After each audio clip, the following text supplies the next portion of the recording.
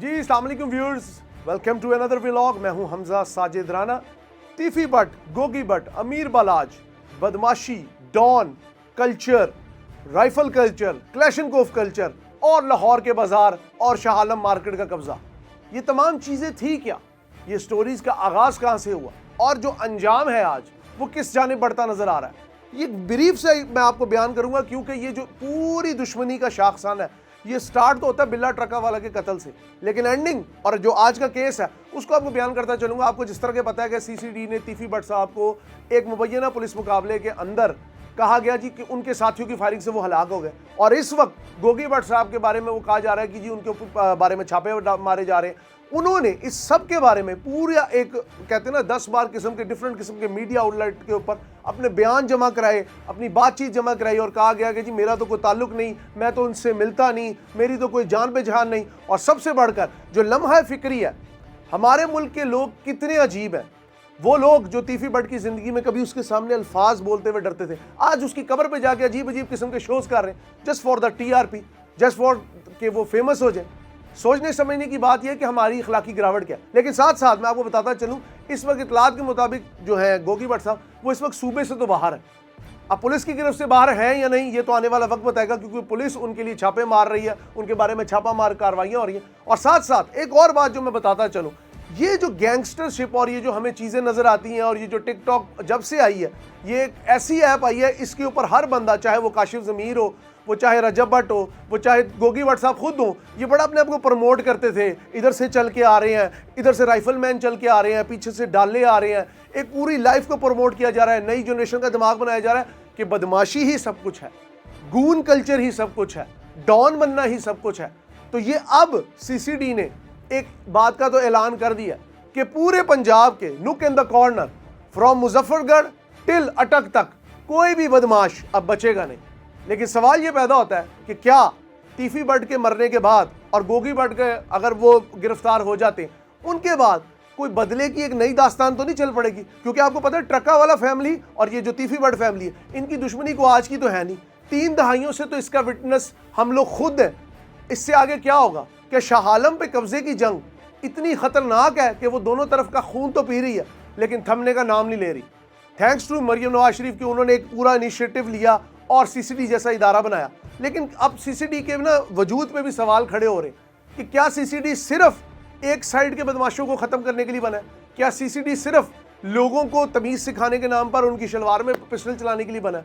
ये समझने की बात है, और समझने की बात इसलिए है क्योंकि इदारे बनते हैं आपकी और मेरे फ़ायदे के लिए।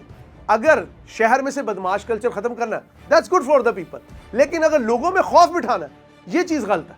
और दूसरी जानिब, ये मैं नहीं कह रहा, ये आम लोग भी कहते हैं कि इदारों का काम होता है आपको और मुझे, मेरी और आपकी जानो माल का तहफ़्फ़ुज़ करना, ना कि हमें ही इस शक में मुब्तला कर देना कि ये जो बड़ी अदालत उज़्मा है, माल रोड पे मौजूद बिल्डिंग है, सेशन कोर्ट है, लाहौर बहाल है, फिर इसका क्या मकसद है? फिर वो अंधी जो तराजू की देवी है, उसका क्या मकसद है? तीफी भट्ट साहब आए इंटरपोल के ज़रिए, क्या इंटरपोल अब पाकिस्तान पे एतमाद करेगी? ये तमाम सवालात, ये तमाम इबहाम, ये तमाम जमा तफरीक मैं आपके सामने इसलिए रख रहा हूँ कि आम पब्लिक खुद फैसला करे कि आने वाले दिनों में उन्हें पाकिस्तान या पंजाब की जो कानून की जो एक पूरी शक्ल है और अमन व अमान की शक्ल है वो कैसी चाहिए। बहुत अच्छी बात है कि अगर कानून नाफिज करने वाले इदारे अपना काम कर रहे हैं, लेकिन अगर गेम वन साइडेड स्टोरी लगे और लोग उसके बारे में इबहाम पैदा करें और उसके ऊपर फेक किस्म के इल्ज़ामात लगें, तो ये बात कहाँ जाके रुकेगी?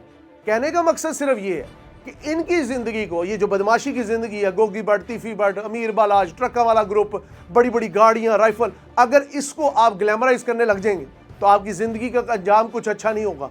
वो इंसान जिसका कभी दावा था कि मच्छर भी मेरे से पूछ के मेरे घर में आएगा, आज उसकी जब हमने फुटेज देखी तो वो अस्पताल में बेहसो हरकत पोस्टमार्टम के इंतज़ार में पड़ा। कहने का मकसद सिर्फ ये है, अपनी ज़िंदगी का दायरा सही सेट करें और कानून और अमनो अमान इसके रास्ते में कभी भी अपने आप को, मैं कहना नहीं चाहता, ये अल्फाज बड़े अजीब लगेंगे, खुदा की ज़मीन पर सिर्फ खुदा का हक है।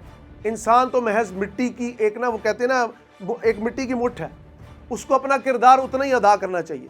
और जो न्यू जनरेशन है जो कि बहुत ग्लैमराइज करती है डॉन कल्चर को, राइफल कल्चर को, उनके लिए मेरा ये कहना है कि आप इन लोगों के हालात देख रहे हैं। आज इधर से उधर भाग रहे हैं। आज उनके साथ जो पहले फ़ख्र से वीडियोस बनाते थे, आज वही उनके खिलाफ कहते हैं ना, वो वादा माफ गवाह बन रहे हैं। तो अपनी ज़िंदगी को सेफ रखें और साथ साथ पंजाब गवर्नमेंट को 10 बस्ता गुजारिश है, as a journalist, as a सहाफ़ी, एज ए सिटीज़न, एज एक नॉर्मल शहरी के कानूनों के नाफिज करने वाले इदारों के बारे में जो इबहाम पैदा हो रहा है, उसके लिए कोई क्लैरिफिकेशन लोगों को दें, क्योंकि लोग बहुत हद तक परेशान हैं। क्या कानून का ये काम है कि बगैर किसी भी सर्च वारंट के, बगैर किसी मामलात के, बगैर सोच समझ के सीसीडी के ऊपर, सीसीडी को ये सारा हक हासिल है कि वो किसी के भी जाके शलवार में फायर चला दे और कहे जी उसके हाथ से चला। अगर औरत की हरासमेंट बहुत बड़ा जुर्म है, इसमें कोई शक नहीं, लेकिन साथ साथ ये बात भी रोज़े रोशन की तरह आया है कि लोगों का अगर अदालतों से एतबार उठ गया, जो कि उठ भी चुका है, क्योंकि आज भी अगर आप लाहौर हाई कोर्ट में जाएं तो कई लाख केस पेंडिंग मिलेंगे, दादे का केस पोता लड़ता नजर आएगा, तो फिर इबहाम तो पैदा होगा। इस इबहाम को, इन शकूक व शुबहात को हुकूमत वक्त ने बहुत अच्छे काम भी किए, लेकिन हुकूमत वक्त ने इसको दूर करना। अपने कीमती फीडबैक से ज़रूर हमें आगाह करिएगा, क्योंकि इससे हमारी और आपकी दोनों की बहुत इस्लाह होती है। बहुत शुक्रिया।